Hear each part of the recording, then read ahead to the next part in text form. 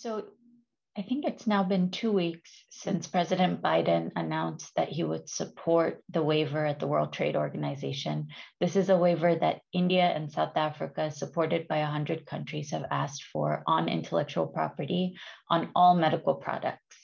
The United States Trade Representative announced 2 weeks ago that this administration would support that request. And this is after months of pressure being put on them. They would support it just for vaccines. And so we're in a moment right now where out of Europe, Chancellor Merkel is saying that she won't come along. So Europe is still a question mark. There's growing demand and pressure coming from the African Union, from India, from other places, asking for the waiver and asking for it to happen quickly. So I think it's really important to understand what has happened right now, like what it is and what it isn't.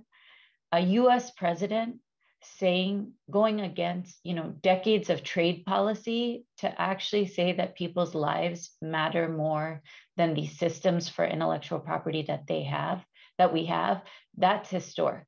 It's a complete game changer, not just for this specific issue, but across the board to look at the ways in which we've organized the global economy and the way the US puts pressure on other countries in their trade agreements.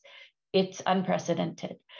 But actually nothing has happened. And so I worry these days that the press made too much of that moment too.